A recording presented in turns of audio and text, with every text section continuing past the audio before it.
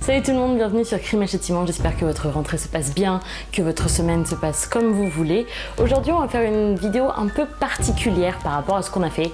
Bon, c'est vrai que c'est que la deuxième vidéo sur cette chaîne YouTube, mais pour tous ceux qui connaissent Crime et Châtiment sur Instagram, qui ont vu de près ou de loin les podcasts qu'on a pu y faire ou même qui sont abonnés, vous savez, et ça paraît plutôt logique, que généralement on fait une vidéo égale un crime, égale un tueur, égale une disparition, etc. Aujourd'hui, on va un peu mélanger tout ça puisqu'on va en voir plusieurs. On va voir des petites anecdotes très sympatoches sur nos copains, les serial killers.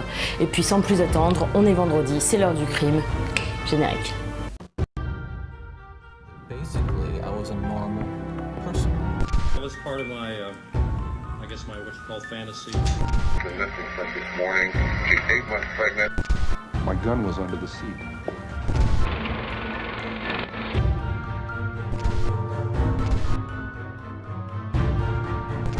Alors je vais vous proposer 13 anecdotes. Je sais que le chiffre 13 c'est un peu un chiffre qui porte malheur, mais c'est plutôt en lien un peu avec ce qu'on regarde ici sur cette chaîne.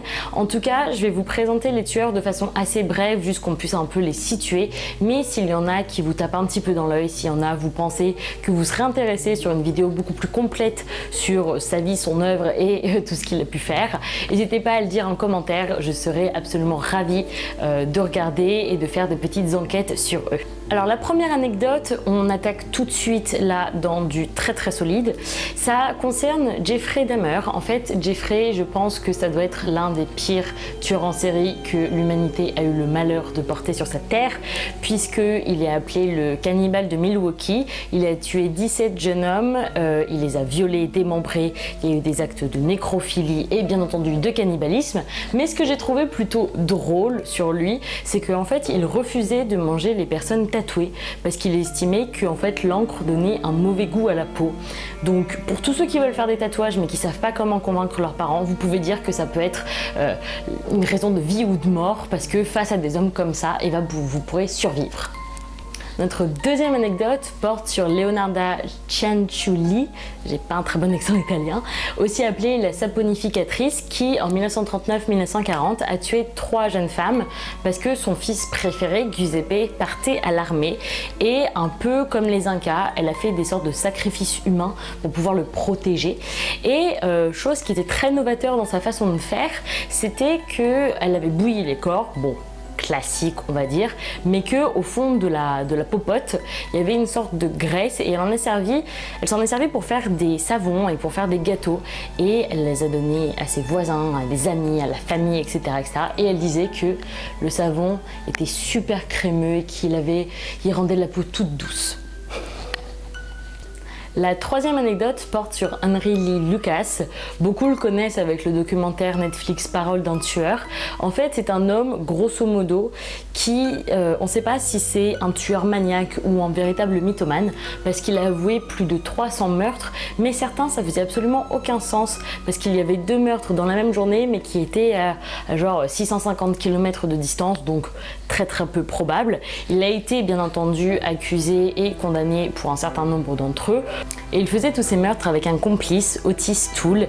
Et ce qui est un peu drôle, aussi drôle que ça puisse être bien entendu, c'est que à un moment Otis lui avait proposé une jambe avec de la sauce barbecue, et lui la seule raison pour laquelle il l'avait refusé, c'était pas parce que ça le dégoûtait, parce qu'il voulait pas faire des actes de cannibalisme, non, ça encore ça irait, c'est parce qu'en fait il aimait pas la sauce barbecue. Et comme le disent 2 de mes amis qui vont sûrement se reconnaître, Étienne et Mathis, c'est bien normal parce que la sauce barbecue c'est un peu comparable à de l'essence.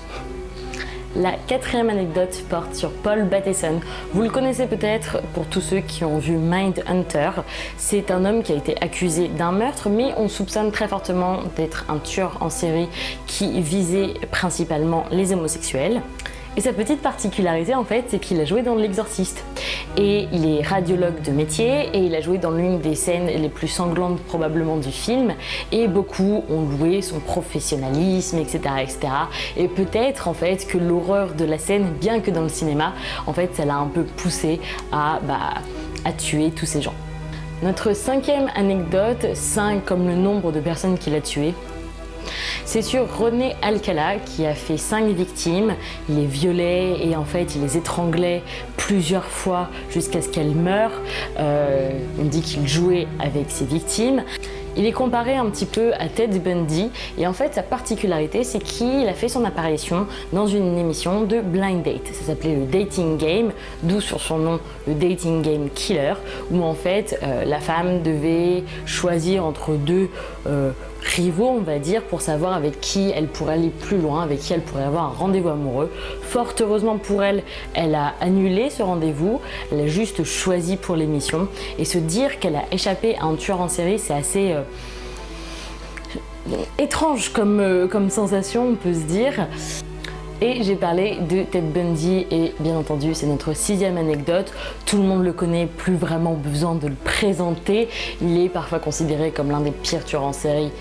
C'est pas trop mon avis, mais certes, c'est vrai qu'il a fait des choses absolument horribles. Et en fait, il travaillait sur une ligne d'urgence suicide, une suicide hotline. Et l'une de ses collègues, Anne Wool, était en fait experte en psychologie et en criminologie et jamais elle n'a pu soupçonner Ted Bundy d'être un serial killer. Donc comme quoi, le fait de se dire « Oh, mais je saurais reconnaître quelqu'un comme ça », ça fonctionne pas toujours malheureusement. Fort heureusement, elle est saine et sauve, elle n'a jamais rien eu, mais c'est vrai que le fait de se dire qu'on a côtoyé un serial killer pendant des mois et des mois, ça laisse un peu des frissons.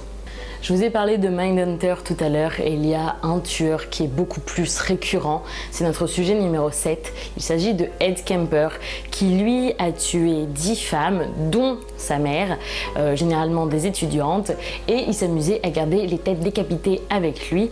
Et en fait, Ed a doublé énormément de livres audio pour les aveugles notamment, dont entre autres Star Wars et Flowers in the Attic. Et également, c'est intéressant de le noter, il a un QI de 145, ce qui est quand même assez élevé et je pense pouvoir dire que ça doit être l'un, voire le serial killer le plus intelligent qu'on ait pu connaître, parce que généralement c'est vrai que ceux qui s'adonnent à ces genres de meurtres en séquence, c'est pas forcément des lumières, ils ont eu des passés traumatiques, forcément ils ont pour la plupart des troubles et des maladies psychiques et psychologiques. Donc lui vraiment dénote, c'est vrai que c'est quelqu'un de super grand, 2 mètres des patates, et le fait qu'il soit quand même très intelligent, et ben il dénote un petit peu de tout le monde. Anecdote numéro 8, je crois, ça s'adresse à tous les cinéphiles qui aiment Taxi Driver. C'est à moi que tu parles ? Parce que dans le film, Travis Bickle dit qu'il avait mangé un moment une part de tarte avec du fromage et un café. Et notre serial killer, Ed Gein, qui est un homme complètement malade, vraiment il dégoûte très fortement. Il a inspiré le personnage de Norman Bates dans Bates Motel ou dans Psycho. Et il vouait une sorte d'obsession pour sa mère et il a fait des sortes de costumes à base de peau humaine et il faisait des masques de visage humain pour se déguiser et se travestir un peu en fille. Je sais pas si ça fonctionnait vraiment, c'est berk. Mais en tout cas, c'est vrai que Ed Gein, quand il avait été arrêté par la police, il avait demandé à avoir exactement le même repas que Travis Bickle pour pouvoir leur fournir des informations.